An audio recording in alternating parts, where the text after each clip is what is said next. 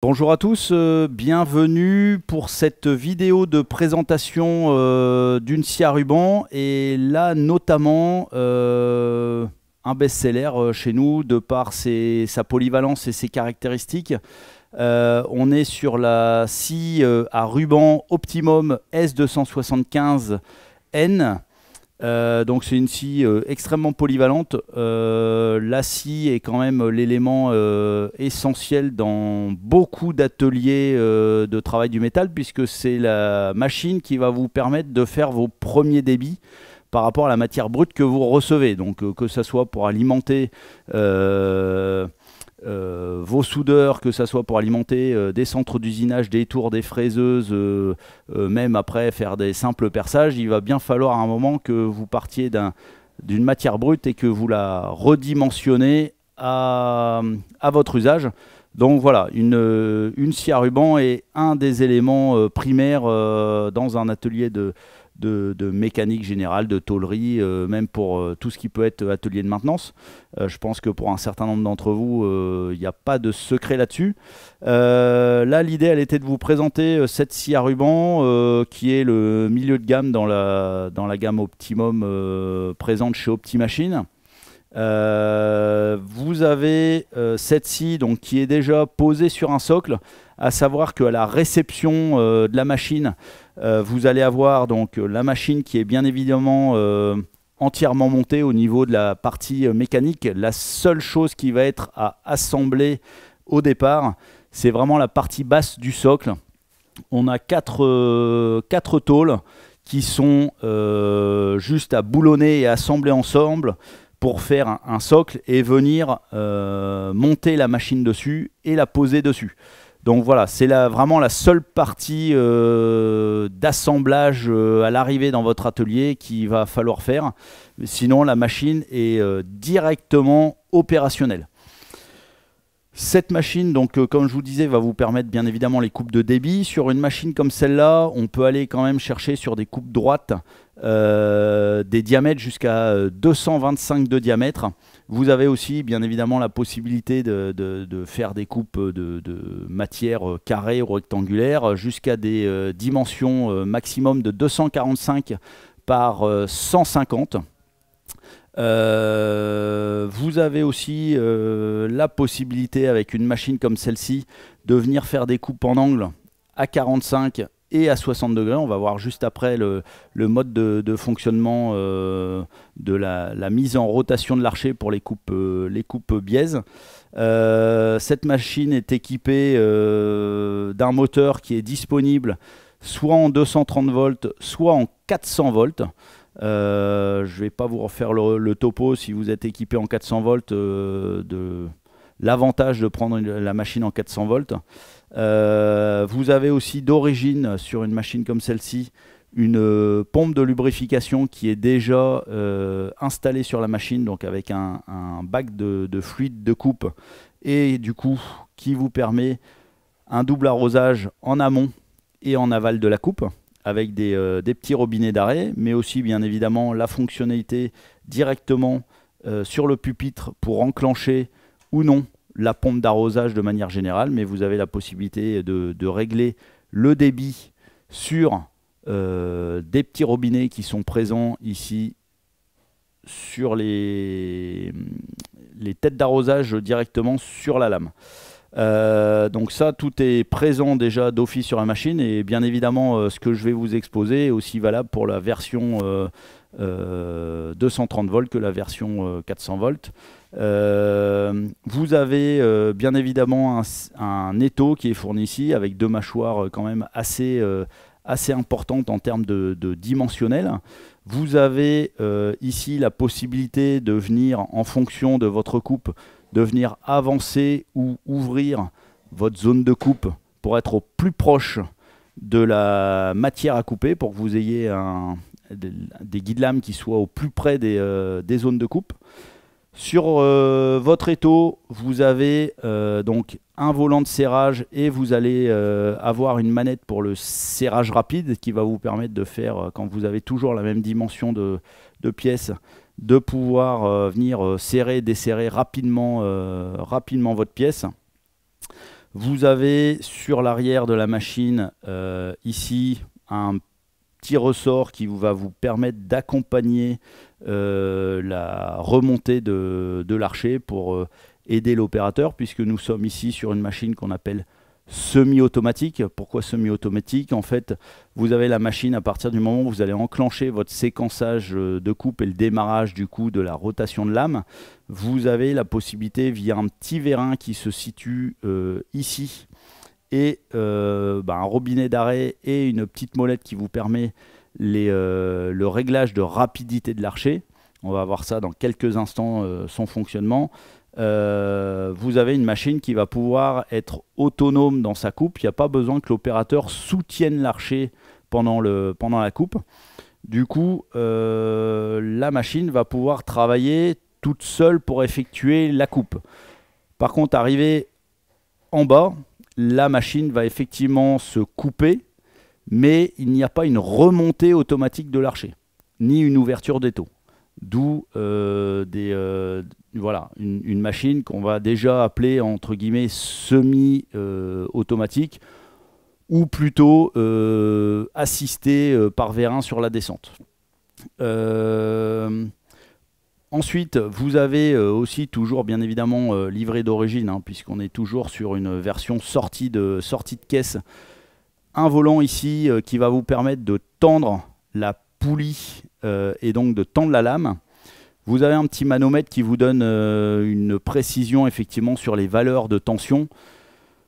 Les valeurs sont reflétées entre du jaune, des zones vertes et des zones rouges. Donc la tension au départ effectivement est à contrôler pour vérifier que votre lame est suffisamment tendue pour effectuer une coupe de façon tout à fait adéquate. Donc voilà un petit peu pour le tour primaire, on va dire, de cette machine. Après, on va simplement rentrer un petit peu plus dans le détail sur les différentes fonctionnalités et modes de fonctionnement. Un dernier élément que j'ai omis, la machine vous est livrée avec un système ici de butée qui est avissé dans la base ici. Cette butée réglable est quelque chose vraiment de très rapide qui vous permet d'avoir votre matière qui sort de l'étau et qui vient buter ici. C'est pas une butée graduée ni une butée numérique, on est vraiment simplement sur une butée entre guillemets, on va dire de répétition.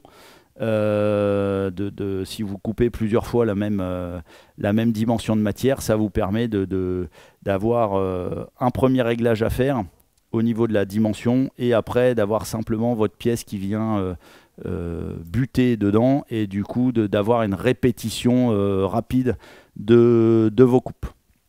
Sur cette machine, nous avons un pupitre de commande qui est relativement simple. Vous avez un bouton d'arrêt, vous avez un bouton de mise en route, un arrêt d'urgence donc aux normes CE directement en plein milieu du boîtier, accessible par l'opérateur directement. Comme je vous l'évoquais tout à l'heure, ici vous avez un bouton de mise en fonction de l'arrosage si vous souhaitez ou non l'utiliser en fonction des matières que vous allez couper. Sur ce modèle en 400 volts, vous avez une vitesse basse et une vitesse haute, donc simplement avec un commuteur ici, en sachant que la vitesse basse, on est sur une rotation qui est à 45 mètres, donc mètres c'est le défilement du ruban par minute. Et sur la vitesse haute, vous êtes sur une vitesse à 90 mètres minute. Sur la version 230 volts, ce bouton est simplement remplacé par un système de variateur. Donc on adjoint en plus dans cette machine un variateur de vitesse sur une carte électronique qui va vous permettre de faire osciller la vitesse, non plus d'avoir simplement deux vitesses de rotation, mais d'avoir une plage de vitesse allant d'environ 30 mètres minutes à 90 mètres minutes, mais voilà, sur une variation. Ça peut avoir un intérêt dans certaines configurations de coupe. Vous pouvez demander beaucoup plus de détails et de conseils si la version variateur a un intérêt par rapport à votre projet auprès de mes collègues donc, qui sont disponibles soit par mail, soit par téléphone, soit en visite à notre showroom, dont je vous rappellerai à la fin les différents éléments pour rentrer en contact. Mais en tout cas, mes collègues sont vraiment à votre disposition pour répondre à toutes vos interrogations sur le choix de votre machine. Donc pour continuer sur la présentation de cette machine, donc on a vu le pupitre de commande vraiment très simplifié. On a ensuite, comme on l'a évoqué, le vérin de descente qui va vous permettre de régler la rapidité à laquelle l'archer va descendre. Donc vous avez ici simplement la pièce bleue, un petit robinet qui va vous permettre de bloquer ou de mettre en fonction le vérin. Et ensuite vous avez ici simplement une petite molette de pression qui va vous permettre d'accélérer ou de réduire la vitesse de l'archer. Donc en fonction de comment vous le tournez, vous avez l'archer, donc on le voit à l'écran, hein, descendre plus ou moins rapidement en fonction du réglage. Donc ce réglage de descente a une importance par rapport à votre qualité de coupe. Si vous cherchez à descendre trop vite sur votre coupe, il est possible que la lame cherche à se coucher dans votre profil puisqu'elle n'a pas le temps de couper votre matière. Et du coup, vous risquez d'avoir une coupe qui ne va pas être en ligne droite, mais qui va, au fil de la coupe, commencer à se coucher. Donc c'est un réglage qui reste quand même assez important. Et donc cette machine va vous permettre d'effectuer ces réglages-là.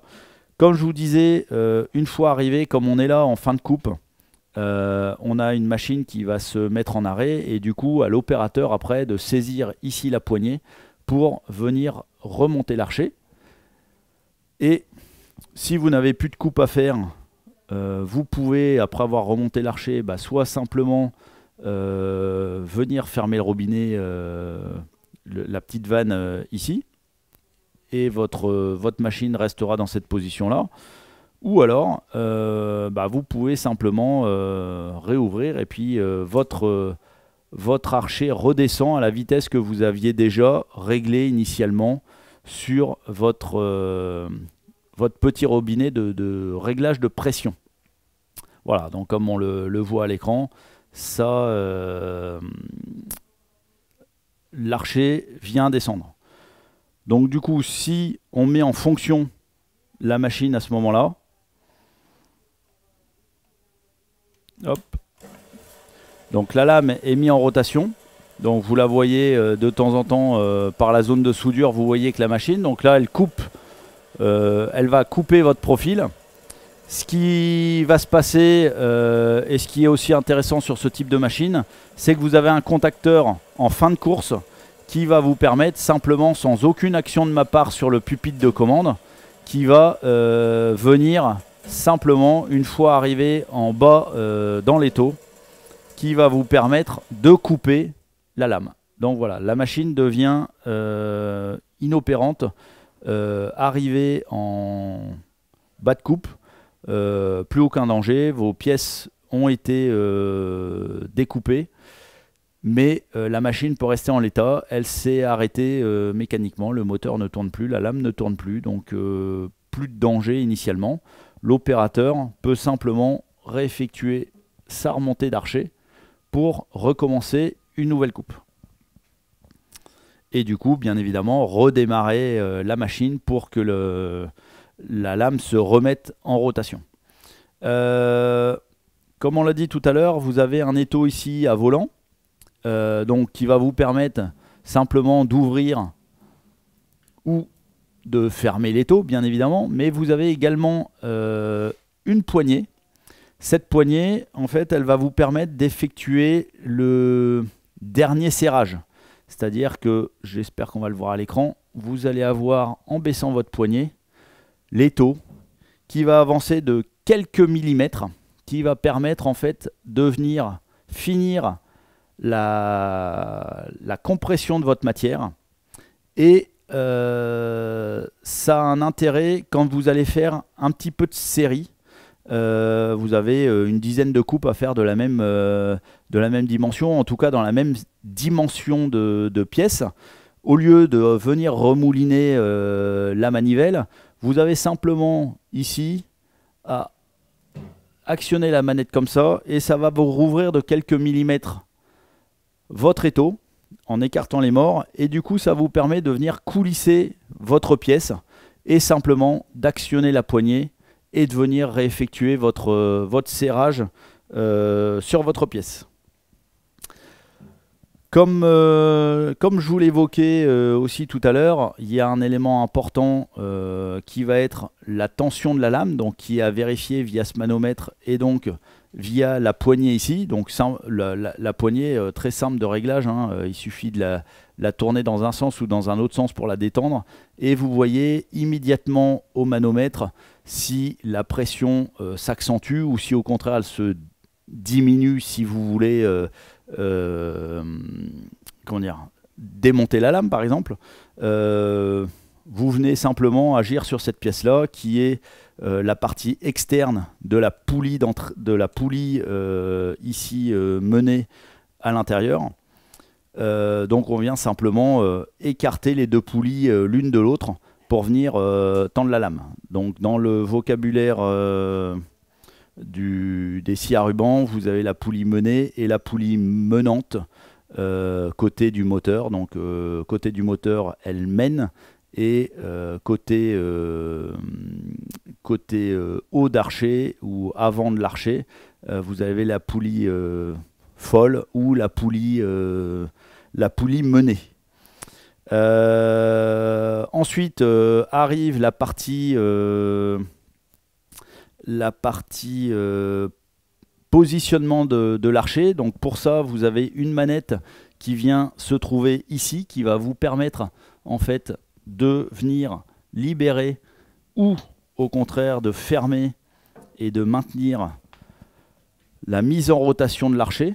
Donc ceci va vous permettre en fait, comme je vous le disais tout à l'heure, de venir faire les coupes en angle, puisqu'on est sur une machine qui vous propose de la coupe à 0 ou à 90 degrés en fonction de votre appellation. Les deux termes pour les coupes droites sont à 0 ou 90 degrés, ça dépend un petit peu de ce qui est usuellement utilisé dans votre atelier comme appellation. Mais du coup, on a la possibilité de faire des coupes à 45 degrés. Messieurs les soudeurs, vous allez apprécier, puisque pour faire des cadres ou des choses comme ça, les coupes à 90 degrés sont quand même une coupe très traditionnelle dans votre métier. Mais avec une machine comme ça, vous pouvez aussi aller jusqu'à des coupes à 60 degrés. Alors, faire attention, bien évidemment, comme vous pouvez le voir à l'écran, en fonction de la rotation, on a parlé initialement dans la vidéo, bien évidemment, de capacité de coupe. Cette machine, elle est en capacité de vous proposer des diamètres de 225 en coupe à 0. Par contre, effectivement, si je commence à infliger de l'angle, en fait, ma capacité d'ouverture ici vient se réduire. Vous le voyez à l'écran, effectivement, j'ai une zone de coupe qui se réduit. C'est un phénomène qui est physique et naturel sur le sciage et quelles que soient les marques, bien évidemment. Donc pour vous donner quelques indices, sur une machine comme ça, une coupe à 0, donc on l'a évoqué, 225 mm de diamètre sur du rond. On va rester sur un diamètre rond. À 45 degrés, on est sur une capacité à 145 mm. Donc on a quand même déjà considérablement réduit par rapport aux 225 de départ. Et si on vient faire une coupe à 90 degrés, on arrive à 60 degrés, on arrive sur un diamètre de 90 mm. Donc vous voyez, en partant d'un diamètre de 225 à la base sur une coupe droite, quand on vient faire une rotation de l'archer jusqu'à 60 degrés, on n'est plus que sur un diamètre de 90. Donc le choix de la machine est effectivement aussi à prévoir, si vous avez des coupes en angle très fréquentes, de prendre le dimensionnement nécessaire à votre activité. Si vous avez dans votre activité de façon très récurrente, pour pas dire quotidienne, en diamètre 225 à 60 degrés, Et bah là, effectivement, on va devoir passer sur une machine qui est beaucoup plus importante, puisqu'on va avoir la nécessité de garder cette ouverture ouverte à 225, mais avec un angle beaucoup plus imposant.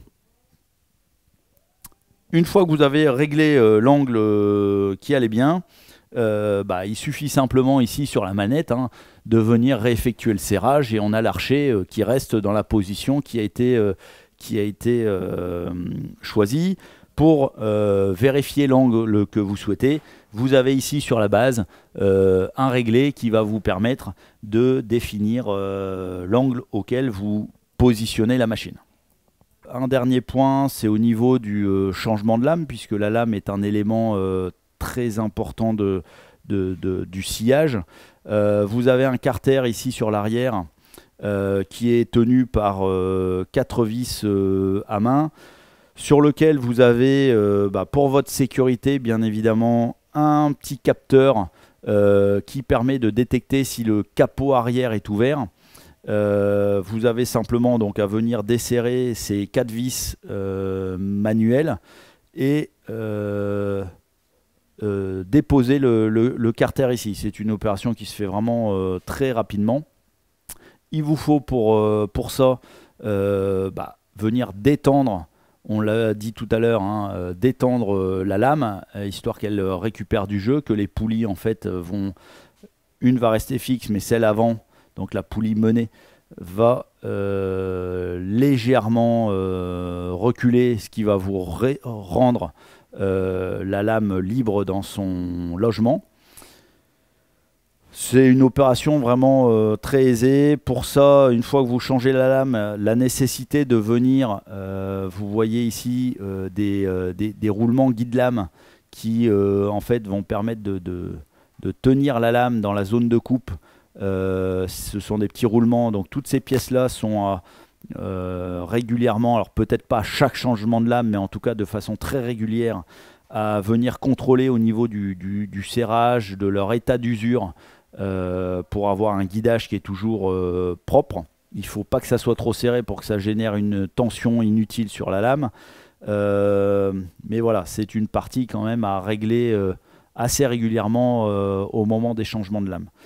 Vous avez également sur l'arrière, vous allez le voir dans quelques instants, une brosse qui est à garder aussi en bon état et qui est faite pour être en contact pour vous aider à libérer des copeaux.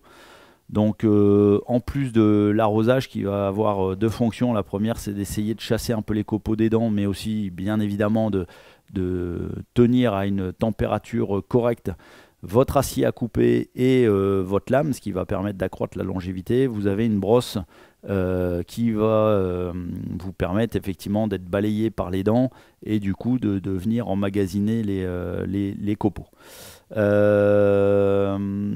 Voilà pour la partie machine. On vient juste d'en parler, donc comment changer la lame de manière très aisée sur ce modèle.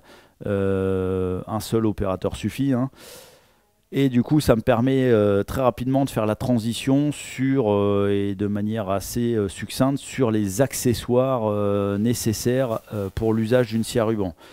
Les premiers vont être simplement, on vient de l'évoquer, les rubans. Donc c'est les lames. Chez nous, on va vous en proposer plusieurs variétés avec des dentures différentes. On a fait le choix chez Optimachine de vous proposer du matériel le plus efficace possible. Du coup, on vous propose dans notre catalogue des lames à denture alternée. Donc en fait, vous avez sur une distance qui est mesurée au pouce de manière conventionnelle, vous avez une alternance de dents qui n'est pas la même que sur la dimension et la distance du pouce suivant. Donc cette alternance en fait permet d'éviter le phénomène de résonance qui peut vous générer un grand nombre de vibrations sur la machine, mais aussi bien évidemment sur votre zone de coupe. La denture est à choisir en fait en fonction de vos matériaux. Aluminium, acier, inox, Inconel, Hardox, enfin voilà, quelle que soit la matière que vous souhaitez couper avec ces scies à ruban, vous avez une denture à sélectionner. Aussi, pareil, si vous avez de la matière pleine, de la matière creuse, si vous coupez du fer plat ou du tube ou du rond, la denture ne va pas être forcément toujours la même. Ça c'est pareil, mes collègues vont vous aider dans le choix des lames le plus adapté. Par contre, c'est vraiment un choix important que de choisir la bonne denture par rapport à vos matières. Je sais, j'entends très régulièrement, moi je veux une lame qui va me permettre de tout couper. C'est vraiment très compliqué de trouver une lame qui va être adaptée à toutes les typologies et de matière et de dimensions et de sections de matière. Par contre, si vous passez l'étape du choix de la lame en disant peu importe, une lame c'est une lame, ça reste un peu compliqué. Je vais faire un raccourci très très simple, c'est comme de faire une mousse au chocolat sans chocolat, hein. C'est-à-dire que la lame elle est aussi importante que la machine, voire peut-être même plus. La lame est vraiment un des éléments clés, hein, pour avoir des coupes tout à fait correctes. Et on voit très fréquemment des machines pour lesquelles on nous dit que ça ne fonctionne pas, ça coupe de biais, ça coupe mal, ou ça ne coupe pas. En changeant la lame, en changeant juste sa denture, la machine fonctionne. Donc le problème, dans 90% des cas, ne vient pas de la machine en elle-même, mais vient du choix de la lame. Il y a une variété tellement énorme que je ne vais pas rentrer aujourd'hui dans le détail, mais pour ça, vous pouvez bien évidemment, encore une fois, nous contacter via notre adresse mail, directement au téléphone ou en nous rendant visite dans notre showroom de Bondu. Donc voilà pour la partie des lames. Donc pour une machine comme ça, on va avoir une variante, enfin deux modèles de lames qui vont être pour l'inox avec une denture qui est adaptée pour être assez agressive pour des matières robustes comme l'inox, mais sur lequel on a aussi deux variantes par rapport à cette denture, donc des dents plus ou moins rapprochées ou plus ou moins écartées pour avoir encore plus d'agressivité, et pour tout ce qui peut être acier, je dirais plus standard, ou alors des métaux non ferreux type aluminium, bronze, laiton, choses comme ça. Nous pouvons aussi vous proposer d'autres dentures. Donc voilà, on a cette capacité de conseil également pour vous sur ce sujet. Je le rappelle, quand même aussi important, voire peut-être plus dans certains cas, que le choix de la machine. Au niveau des accessoires complémentaires pour ces machines-là, on va aussi avoir la possibilité de venir y adjoindre des tables à rouleau pour quand on a des grandes longueurs de pièces. Donc une table comme celle-ci, alors ici qui vous est présentée sur 1 mètre de long, chez Optimachine, on peut vous proposer de manière universelle des tables qui vont jusqu'à 3 mètres. Donc on a 1 mètre, 2 mètres, 3 mètres, sur lesquels on a deux choix au niveau de l'implantation, hein. Donc ça vient s'implanter ici sur l'avant, on va dire, de la coupe, et sur l'arrière. Tout va dépendre en fait de ce que vous rentrez comme dimensionnement de pièces et ce que vous ressortez en dimensionnement de pièces. Si vous avez besoin seulement de tables en amont parce que vous faites des bagues, et vous achetez le métrage qui vous va bien pour supporter votre longueur. Ces tables, soit vous les positionnez, en tout cas de toute façon il faudra qu'elles soient nivelées par rapport à la hauteur de l'étau. Bien évidemment, il faut que votre profil de pièces puisse coulisser sans encombre et passer à travers la zone de coupe de la machine. Soit vous avez la possibilité de venir simplement poser ces tables devant et derrière la machine, soit vous avez aussi la possibilité de les attacher à la machine. Dans ce cas, si vous les attachez à la machine, nous allons vous proposer une ou deux pièces complémentaires en fonction de ce que vous souhaitez, faire. Donc nous avons une équerre de jonction donc qui est comme celle-ci. Nous vous proposons, donc c'est un modèle, encore une fois, comme la table, dit universel, donc qui peut s'adapter sur plusieurs machines de notre gamme.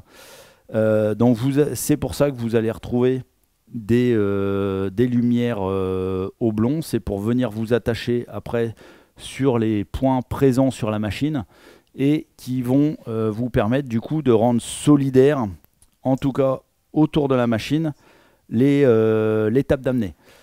Toutefois, sachez que si vous souhaitez utiliser cet équerre de jonction pour fixer vos tables à la machine, il va être nécessaire d'adjoindre sur ce côté de la machine une petite extension de table qui du coup est moitié moins large que les rouleaux de cette table-là, puisque comme nous l'avons vu tout à l'heure, vous allez avoir la possibilité sur une machine comme celle-ci, mais comme sur d'autres, hein, bien évidemment, vous allez avoir la possibilité de venir faire des coupes en angle. Si vous mettez votre table directement trop près de la machine, vous allez vous retrouver avec un élément de la machine qui va venir buter sur un des rouleaux, voire même peut-être directement la lame, et vous retrouvez avec votre lame qui vient vous faire une entaille. Donc pour ça, il y a une petite pièce d'adaptation chez nous, pareil, que mes collègues vont pouvoir vous proposer si vous souhaitez attacher votre table et faire des coupes en angle avec des tables à rouleau. Cette extension est nécessaire afin de ne pas vous retrouver bloqué ou avec une pièce qui ne vient pas se couper jusqu'au bout, puisque votre archer pourrait se retrouver à venir taper quelque part sur la structure en fonction de l'angle que vous allez faire.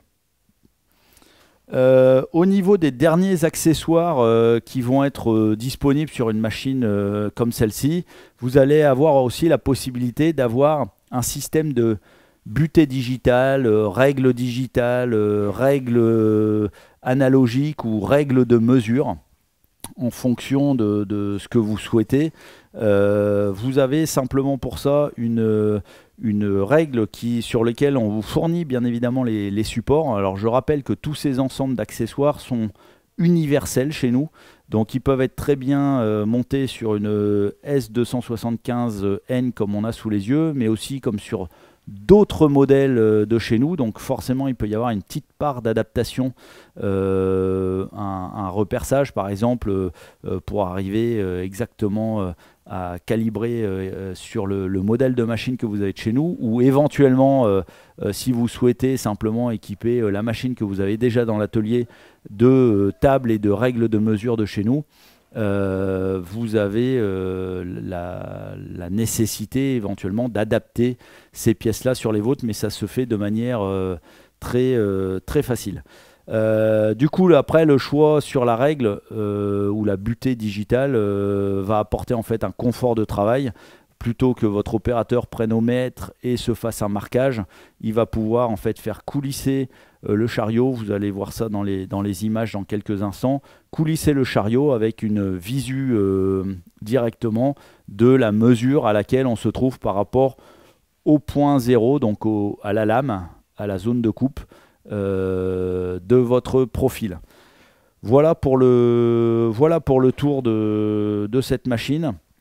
On reste bien évidemment sur des machines très simples d'utilisation.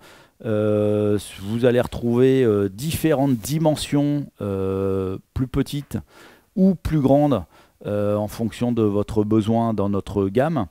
Nous sommes ici dans une gamme pour un usage, on va dire, usuel dans un atelier de mécanique générale, c'est-à-dire un usage de 1 à 2 heures par jour. Si vous aviez un usage plus soutenu, pareil, vous pouvez demander conseil auprès de mes collègues, donc toujours par le biais de l'adresse contact, une visite ici à notre showroom sur lequel on pourrait vous présenter cette gamme de machines là, où on le fera dans une prochaine vidéo, ou par téléphone bien évidemment. Nous avons une gamme Metalcraft qui est destinée à un usage beaucoup plus intensif, un peu plus industriel, sur lequel on va même retrouver et aller jusqu'à de la machine CNC, dans lequel on a un deuxième étau qui va vous faire de l'avance de la matière. Donc voilà, toute cette gamme est à retrouver directement sur notre site internet, auprès de notre showroom, via notre catalogue du moment. N'hésitez encore une fois pas du tout à nous demander conseil.